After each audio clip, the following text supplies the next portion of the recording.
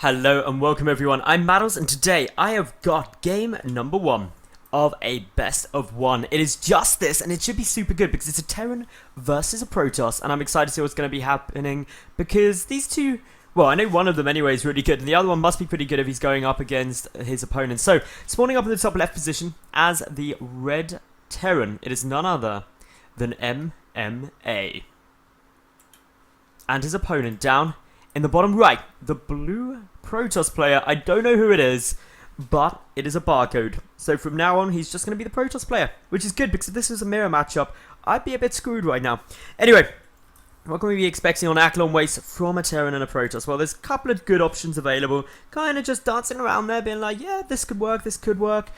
But it's all about the late game, really. That's where I get really, really hyped about TvP. And the reason for that is because of the composition, the kind of Viking Ghost army, trying to get the EMPs off up against this High Templar Colossi force where you've got to get the positioning right, you've got to get the storms hitting. Oh my goodness, it gets me so hyped. Seriously, TvP late game, so intense, ridiculously intense. The micro, the positioning, probably one of the best matchups I reckon in terms of late game.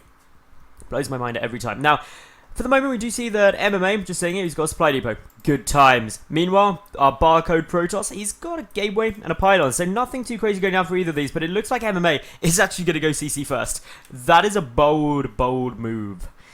You should make it down on the low ground, I'm hoping. Yep, there we go. So he's hit the 300 mineral mark. He should grab one chunk of minerals because he's timed it a bit early, and will then come over and make a command center. So this is now a very greedy play by MMA. He's saying, well, I can get away with this. Because who doesn't go CC first against a Protoss player on a ladder game when you have no idea who your opponent is or what they could be doing to you? There could be two gateways here. There could be. It's something that could be occurring. Anyway, we do see, of course, that this isn't going to be going down in this game. We should see the cybernetics core get started up. As soon as the gateway's finished, bang on the money. Second gas getting taken too. Interesting timing of that second gas. 3 probes put in the first one just now. Second gas slightly later. So that just means that certain tech could be a little bit delayed. Could also still be, hypothetically, a one-base play where we just get a very heavy tech play out. Say, Blinkstalkers, Dark Templar. Blinkstalkers on this map are actually really good because of this cliff area. You can utilize it really easily. Just get some high ground vision with the mothership core. Blink up. Deal damage, it's good. High Templar could be another good option. Theoretically, a Stargate, maybe even proxied. It's unlikely, but it's something that could occur. But yeah, we've already got the second pylon down and the third pylon on this way, so it's unlikely to get proxied at this point.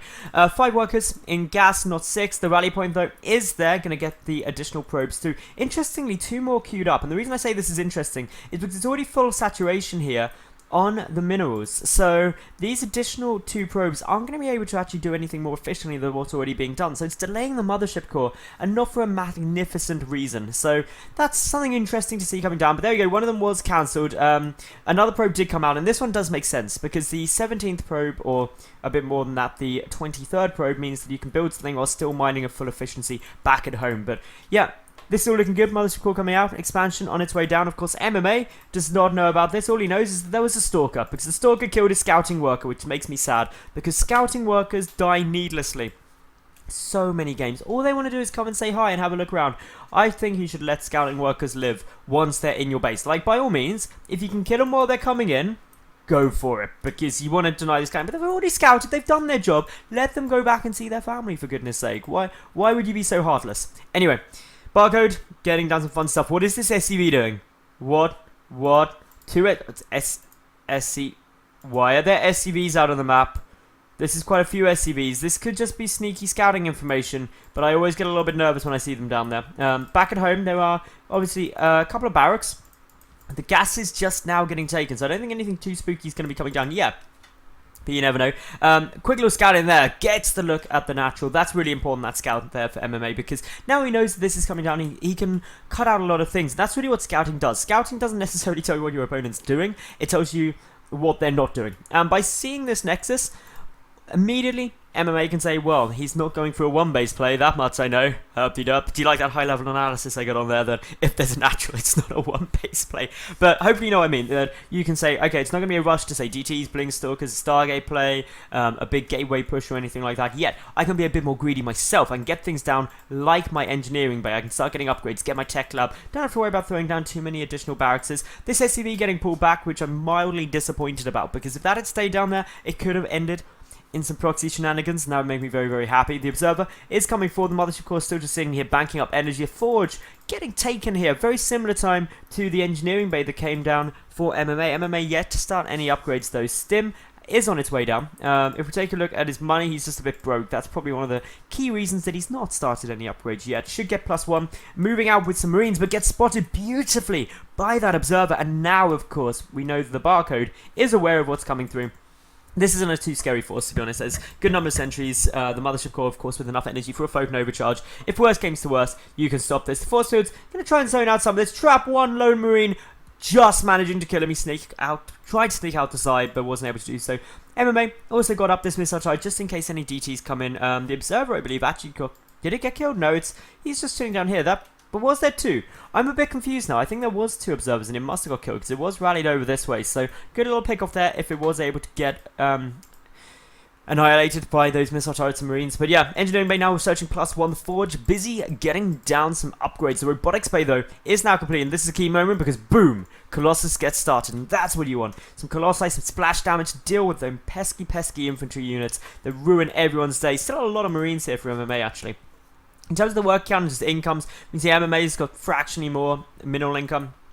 That's just due to the fact that he's got mules, and mules are good units. So he's going to be lapping all of that up. Starting double upgrades really early as well. Getting that +1 armor really off the mark quickly. The starport is coming down too, so he's just teching up. Remember, Stim is not yet complete. That's probably going to be the next big timing if MMA chooses to move out with a Stim push, but he probably wants to wait for the first two medevacs and also this +1/1 upgrades to come. It would be a strange time to move out getting those upgrades without basically using them in the engagement. It'd just be a little bit disjointed. Meanwhile, up here for the barcode, we see the +1 is half done. Chrono boost being spent on that Forge, so that's all good. Interestingly, spending it on the +1 as opposed to the extended thermal lance. Feeling safe, and that safe feeling is coming from the fact that this Observer, this lone, lovely Observer, just chilling there and being like, okay, I know when he's going to move out, and that moment is now. The medevacs are nearly done. They'll be able to catch up with this infantry though fairly nicely, and of course Stim is finished. +1 is about 8 seconds away. Combat shield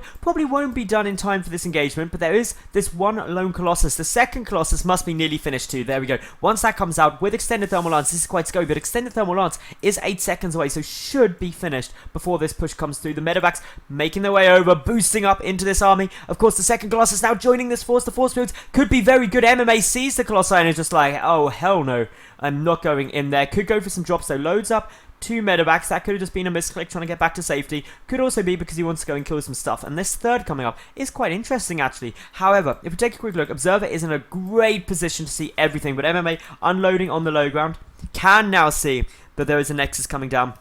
Gonna try and force cancel. Stim's in there. The Marauders dealing some good damage. The Colossi coming over. They do have extended thermal lance now. Will do some nice damage. Have +1. But MMA committing to this. Really wants to get the cancel. Gets it now. Needs to load up and hightail it out of there. And that's precisely what's coming down. Now, gonna try and transition into the main. But already we see Stalkers getting warped in. Because 1, there's an Observer there. And 2, coming into the main after that is pretty predictable. And the medevac does get taken out. That's the one with all the units in it. That is disastrous for MMA. Suddenly he loses so many resources. Before that, he was trading pretty well. Getting that Nexus cancel was huge for him. But now that that medevac's gone down, he lost a lot of units. He's got 1/1 upgrades done though. But then, if we take a look here, +1 and +1 armor. Well, +1 weapons is done for the barcode. +1 armor is getting down as well as +2 charge. 2 is about half completed. Add in a Templar Archives. We're starting to get into the late game stages. But MMA, I can't believe he lost that. That's really quite big. He does have his third CC though on its way. He wants to try and force another counter, but these Marines are no way in hell getting in there with 3 Colossi. As we see, quite a few of them get taken down near instantly. Probe transfers are on their way here. 3 probes into each gas geyser because that is how cool it is. And MMA asking, do you map hack? I don't think he does. I haven't seen anything that would suggest a map hack, to be honest. He's just got good Observer placement. But that's the big thing. It's always a dubious thing when people suspect a map hack. It's a little bit awkward to see, but I haven't seen anything that says, yeah, he's definitely map hacking. So this is all looking fairly good at the moment. The Observers, of course, don't have too much vision, but know about the move outs and now see perfectly exactly what's coming here. The SCVs just making their way out. MMA going for a big push. This could be a nice timing because, of course, Storm isn't yet done. 2-2 is still a little way off, though, and it's quite interesting. MMA pushing before 2-2 is done. Probably going to try and end this. We see that the army sitting back here. This is a good position for the army. Just trying to stay relatively safe. If we take a look at the vision, can't see anything yet. Just sitting back here. Knows that as a push is coming, but doesn't quite know which side. There's the scan from MMA. Sees the army, but pulls back. A couple of SCVs instantly get taken out. +1 armor is now done for the Protoss ground army too. So, 2-2 upgrades. These can make a big difference. Both at 150 of 190. So, we've got a good amount of time until they're done. Couple more reinforcements making their way across. MMA being very aggressive. Got a decent number of Vikings here. Could potentially want a few more. Only 8 of them. 2 more about to come and join this.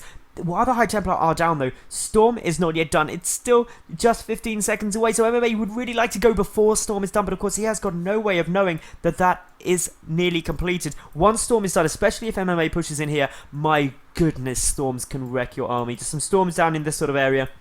It hurts, bro. It really hurts. But now we see MMA just trying to position out, trying to find a nice way to go. We've got... Do we have an observer down here anywhere for the barcode? No, we don't. Just still chilling. Just trying to stay in a relatively good position around here in case any army comes in. MMA trying to decide which way he wants to go. This is probably the better ramp just because it's slightly wider. You can get a little bit of a better concave. But moving up now, the Vikings gunning vision. They're going to start chipping away at those Colossi. But oh my God, those Storms are good. Such great hits. MMA just walking straight into it. And with that, GG's. Ow, my goodness, those Storms were painful to see. They were just absolutely catastrophic, right on the money.